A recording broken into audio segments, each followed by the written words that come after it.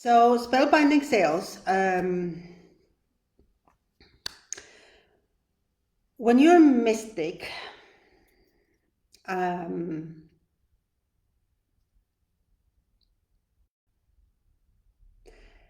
things are different for you.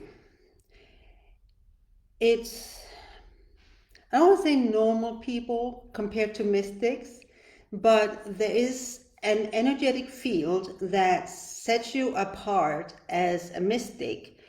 And this is what your prospects want to feel. They want to sense this about you. And so the reason I called this the spellbinding sales is because your energetic field as a mystic is really like casting a spell. So as a mystic, and if you're going to watch Mystics and Money, I talk a lot about the difference between being a spiritual person and a mystic. The spiritual person is all in the light grid, the shadow in the light grid. The mystic is in the dark. And when you come into the dark, it becomes all about you and your genius and performing your genius art. And this is true for everything concerning sales and selling in the dark, because one of the main things in the dark is that sales and selling doesn't matter. It does, but it doesn't, right? Because what overrides everything in terms of priority, what matters is, are you doing your genius art? And when it comes into sales, into the sales and selling part, it's about a deeper submission. So the tendency is to, when you go into a sales, when you have a prospect, it's like you jump out of your genius and go in and focus on the results of the sales call with your prospect. So right now I'm talking about sales call separate from like the selling part. So you go in and start focusing on the results of the conversation you have, whether it's like a written conversation or a spoken conversation with your prospect. And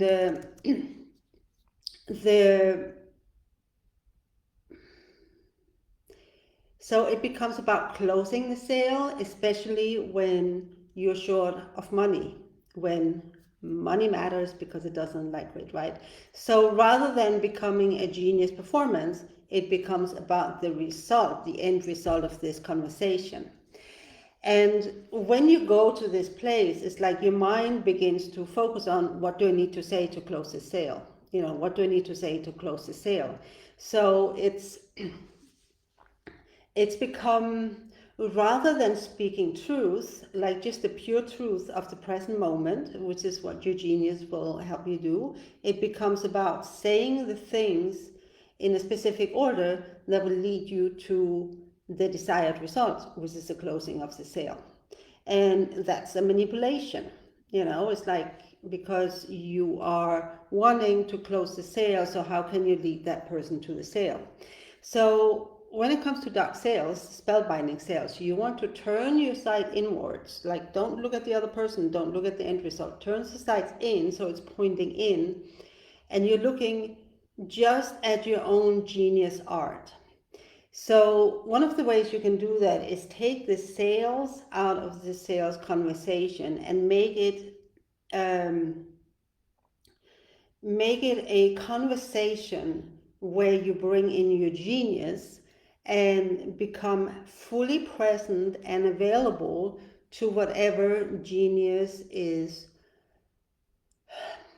bringing through you in the present moment.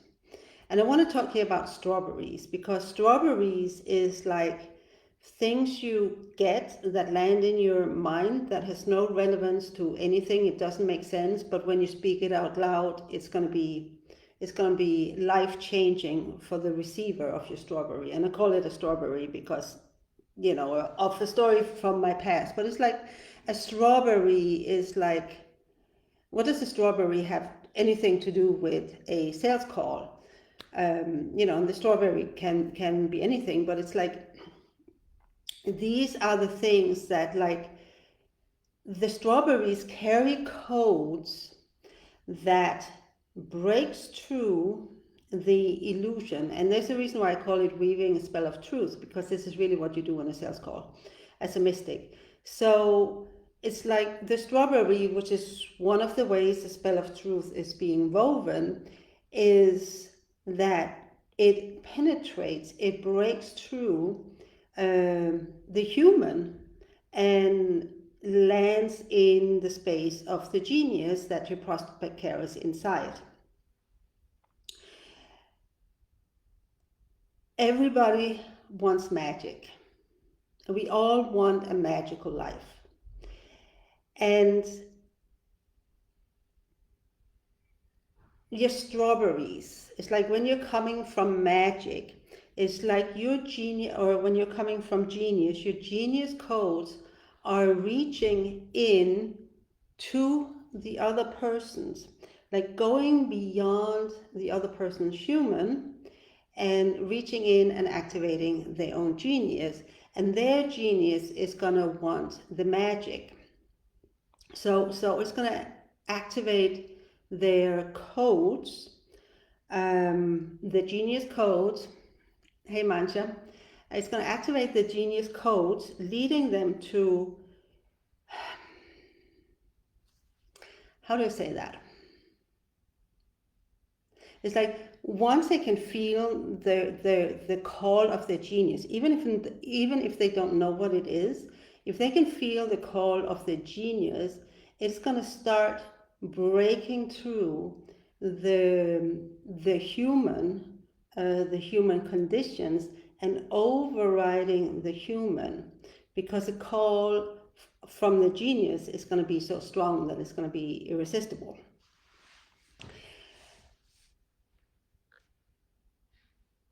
So taking that to the next step is that spellbinding sales, it is about bringing magic into the call, not logic and not reason, because that will mean engaging with the human, which is, when you're a mystic, you don't really do so much for the human part of the person. You want to get into like the wild mystical part of each person that is in there.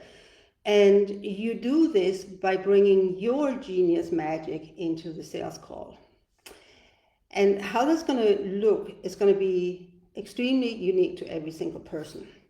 So I can share a few different ways, like I have spoken strawberries, which was actually what closed the sales. So with one person, it was, I just asked one question: how much do you love your business? And that was it. It was like one question and the sale was closed. There was a little bit of interaction, a little bit of talking with a few objections, typically around money. And that was what closed that sale, right? But this is not a question my human would have known to ask. This is like the question that's coming from a genius, because I knew because I could feel the energy around it. It's like this was the most powerful thing I could drop into the sales conversation. How much do you love your business? Another example is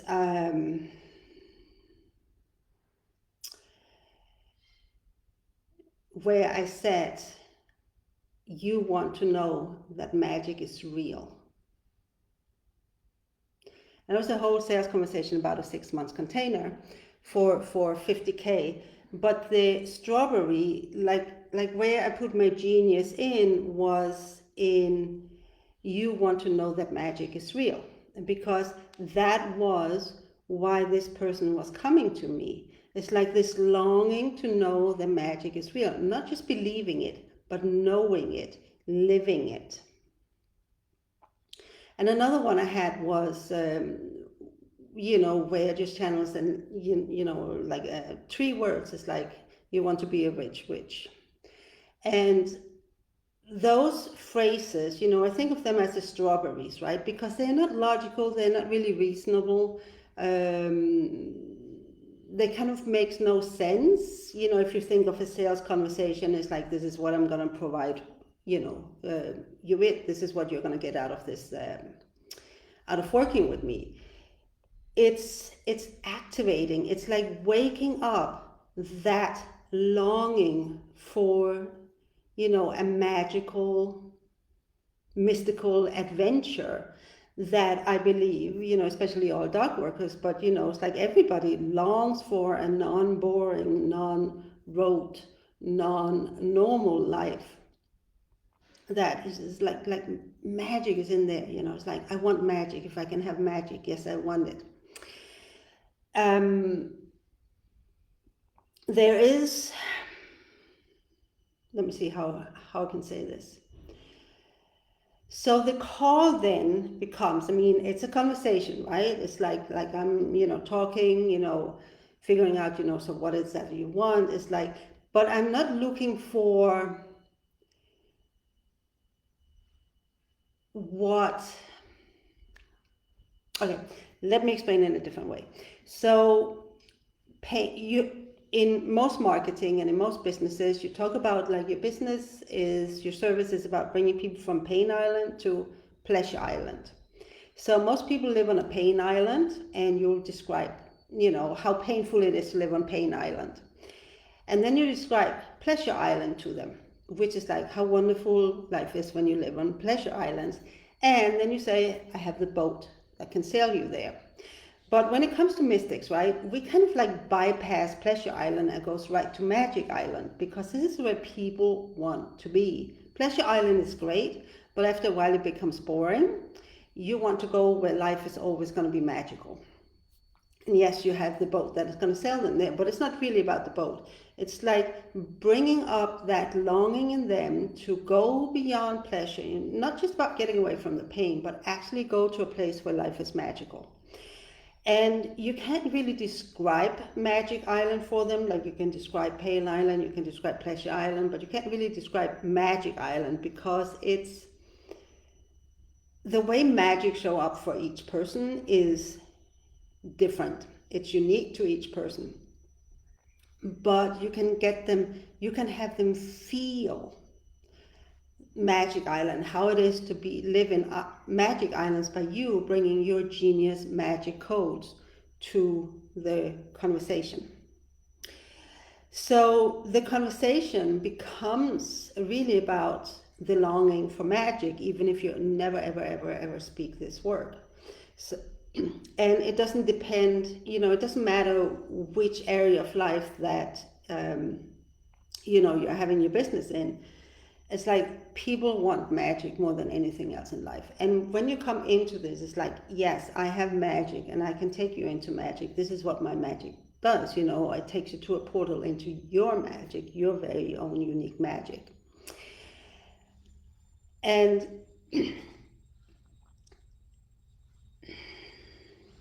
let's see how I'm going to say this. So you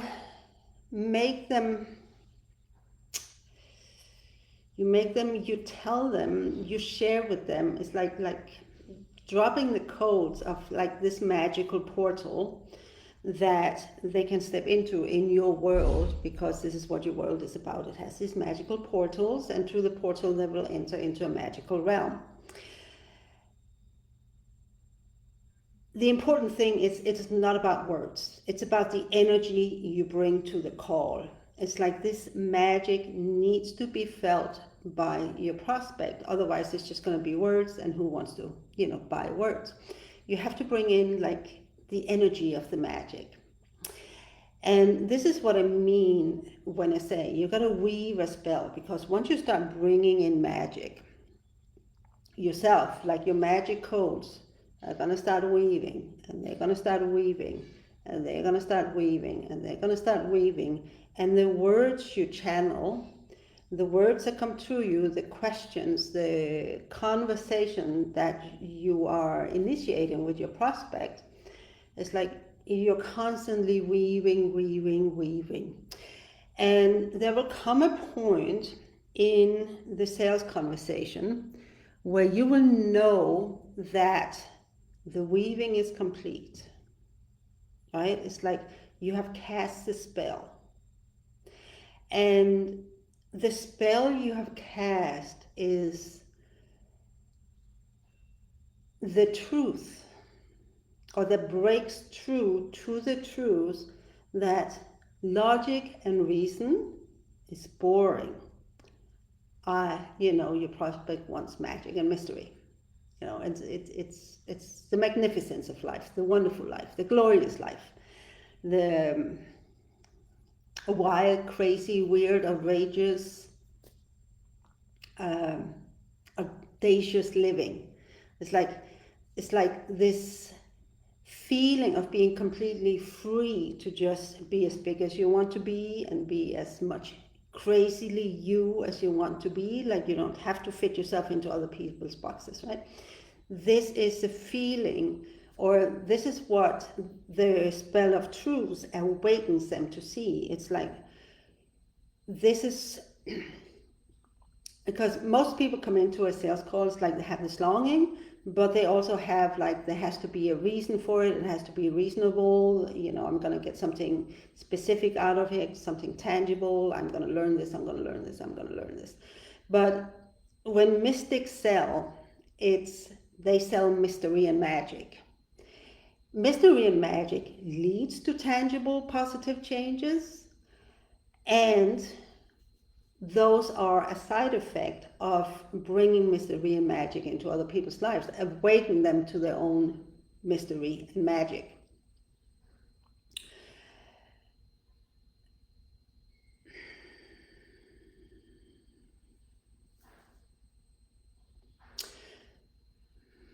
So even though the sales conversation will be about, like human things, like specific human things, oh, I would like to make more money, or I would like this, or I would like that. This is not really what the sales conversation is about. So it might look like that on the surface, but if you take everything at surface value that your prospect is going to say, you are not going to be able to activate the magic within you and not the magic within them, which is what is dying to be let out. So when I'm on a sales call, it's like I know that I go into the sales call knowing that people want magic and mystery. And this is why they're coming to me. If they just wanted to make more money, or they wanted to, have a, whatever it was, it's like they wouldn't come to me. They come to me because they want whatever they do in life to be magical and mystical. They feel the calling to become a mystic or seer or an oracle. There's this yearning towards these things, like there's more between heaven and earth than what you see. There's more than the three-dimensional world. So I already know this about my prospects when I go into the call, and I do not let myself get hooked by what they're saying, but it's always looking for where is an opening so that I can activate more magic. And I would say the craziest things, in the sales calls to break through, to open their sight, or to break through the veil that they have in front of their eyes that, hey, magic is real, and you'll get magic if you come into my world.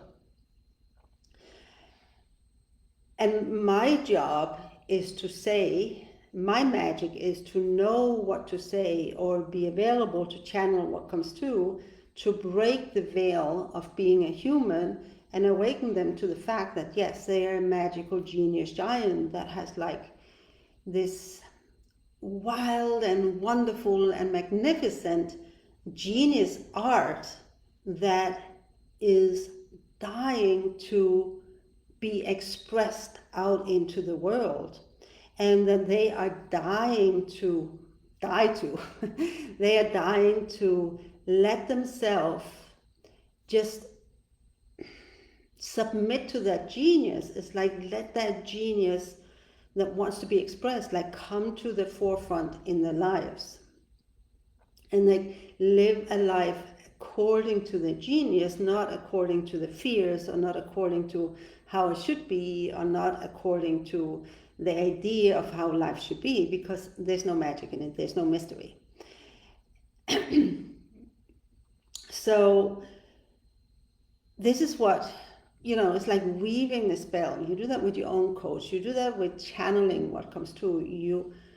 You do that by being extremely present and paying attention to what's happening energetically on the call. You can feel when you go too much into the human condition, because the energy becomes less magical, but it becomes somehow drier and not so intense, and it becomes less magical. I don't really know how to say it. But there's a very different quality of energies, like when you're in the human mind, which is often in the mind. You can call it the objections, but also the human reasons for seeking out your services in the first place, and then coming into weaving the magic that kind of like silences the humans and makes them feel, maybe for the first time in their life, like feel their longing for magic and mystery. And it's this seeing them true. It's like seeing who your prospect is beyond the human, beyond the reason, like seeing them as a magical genius, the mystical genius that they really are. It's like this might be the very first time in their life that somebody has ever seen this about them, has known how to look for that in them. It's like, as I say, it's like that might be the first time in their life that they become aware of it also. But that somebody sees them in you, sees that in them. It might be the very, very first time that has ever happened, and that's gonna change their life like you wouldn't believe it. And that's a portal that you open for them, right? It's like you say, it's like, this is who you truly are. I see the human, I see this, and this is what I really see, and this is the deepest truth, and this is who you really are. And if you step through the portal into my world, then this is what we are going to make. This is what we are going to bring out. This is what we're going to make your life into, like Magic Island, not Pleasure Island, Magic Island.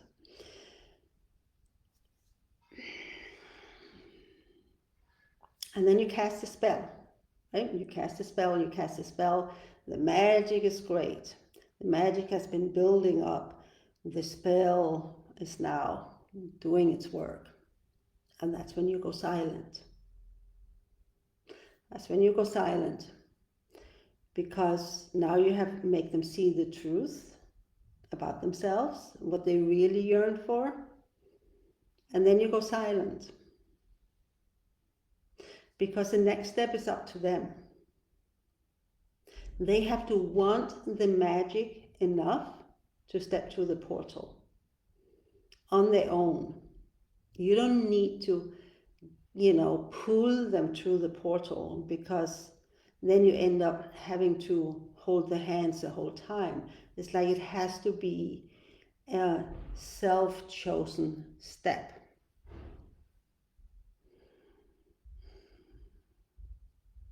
And you wait, and you wait, and you wait as long as it takes.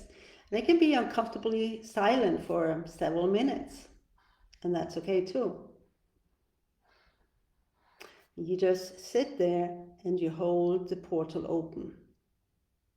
The portal to Magic Island, the portal to a magical world, the portal to their own magic. You hold that open for them. See, this is what's going to happen here. And can they step through, or can they not step through?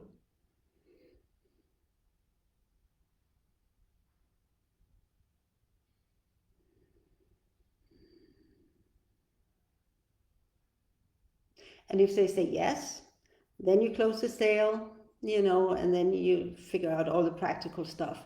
But until it gets to this point, like all the technical and practical aspects of what is going to happen within this within this offer of yours that they were interested in, that should be kept aside, because that is all for the human to feel comfortable with, right? Would you, like they want the magic, give them the magic. Give them the magic before you go into all the technical stuff. That comes later if it's needed. There's plenty of time for that. But the selling part is like weaving the spell of truth, and the truth is that they want magic more than anything else. So again, when you're a mystic, call it a dark worker, whatever, when you're a mystic, it's like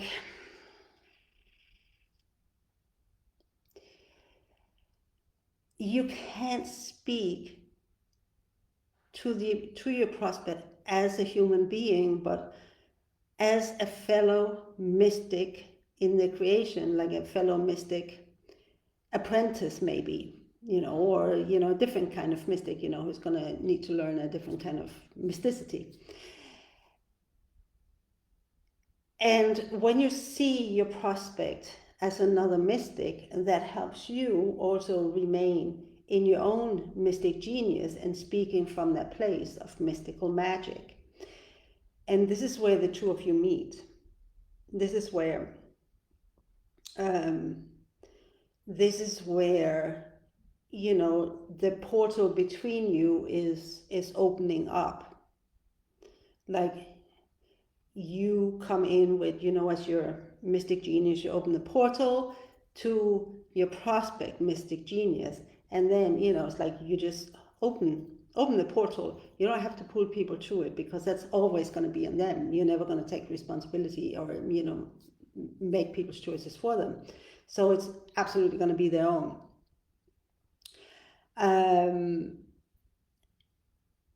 If you're coming into a sales call as a human, it's like I have to convince them, I have to deal with their objections, I have to sell my program. I have a goal, I need to fill up this thing. It's like, then you come into the sales call and it becomes one human talking with another human. And the minute you do that, the magic is being left out of the conversation. And it's not going to be a magical performance of your genius, because your own genius magic is evident in the sales call too. It is not just about the whole weaving the spell that you do. This is also your genius art that you're performing.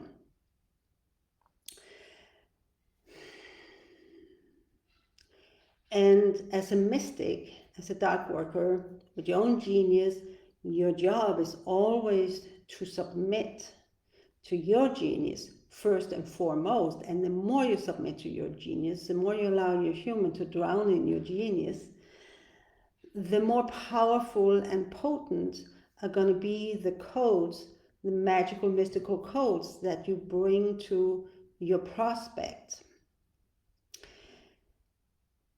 And this is your job. It's I don't know if it's your job, but this is how you perform your art in a sales conversation, right? It's like just a deeper, submission. It's like, so a sales call is not a sales call, it's a performance of your genius art. And when you come into a sales call with this, it's like suddenly the end result doesn't matter. I mean, sure, it's great if the sale closes, but if it doesn't, it's like you have still performed your genius art. You have still dropped the codes in the three-dimensional world. You have still, brought forth your most potent, powerful, wild, wonderful, magnificent codes, genius codes, magical codes. And they are going to reverberate into the world, even if you don't close this particular sale. So if you can change the your idea or your concept of a sales call from a sales call, which means I have to close my sales, this conversation is all about sales, and make it into, it's like, how much more can I submit to my genius and be in my genius in the sales call. It's like, that's where it becomes magical for you as well as your prospect. And that's where you're weaving a spell that goes for both of you. Yeah. So this is everything I had to say today. It was not a very long call. If nobody has a question, then I'm just going to leave it here. And then we have another call next week. And then we have the coaching call the week after that. Okay.